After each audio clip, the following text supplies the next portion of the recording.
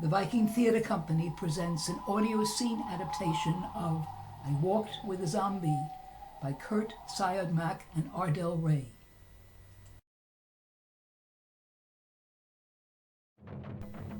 I Walked with a Zombie takes place in the Caribbean island of Saint Sebastian. The plantation owner's wife Jessica is very ill and a nurse has been hired to care for her. In this scene, Dr. Maxwell reports that there will be an official inquiry into Jessica's illness. Mrs. Rand, also a doctor, and Jessica's mother-in-law claims that Jessica is a zombie. They are seated in the garden of Fort Holland. It is day.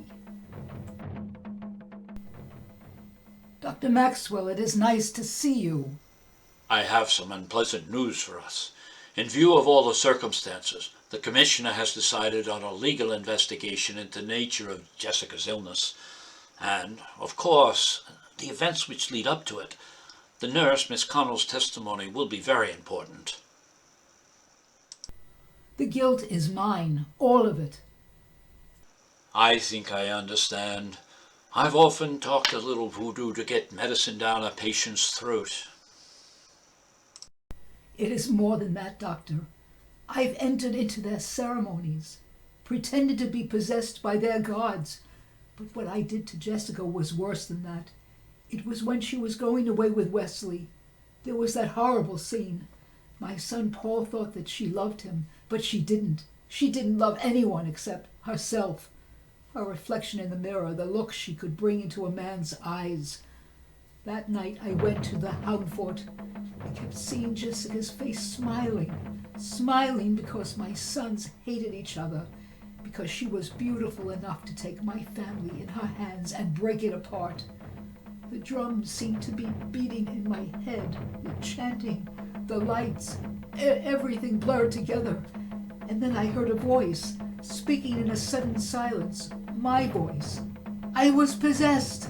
I said that the woman at Fort Holland was evil, and that the Houngan must make her a zombie. And what happened then, Mrs. Rand? I hated myself. I kept saying to myself over and over again that these people had no power. They had no strange drugs, that there is no such thing as a zombie.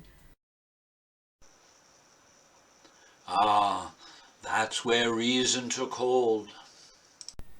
Yes, I said it.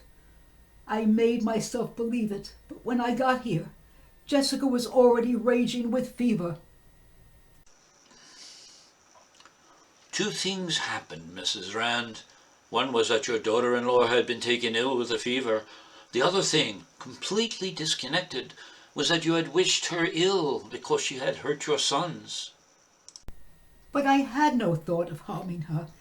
It wasn't I. You were possessed. That is true. Possessed by your subconscious mind. You were in the Humfords, surrounded by their symbols. To them, nothing worse can happen to a person than to be made into a zombie. Your subconscious mind used their own words for evil. Emotion tricks us all, Mrs. Rand. And you are a woman with a very strong conscience. That conscience has been tormenting you. The rest is coincidence. There is no such thing as a zombie. The dead do not come back to life. Death is final.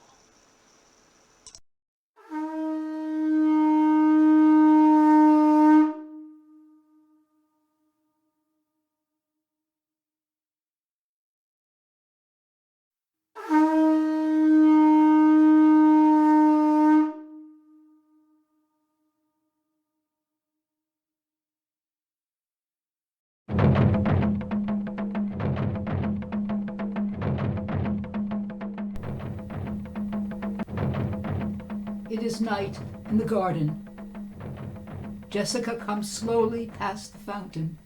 She does not seem to hear, but continues walking toward the gate. Others try to stop her. They take her arm, but she continues to walk forward. They try to hold her, but it is apparent they cannot do so without the use of considerable force.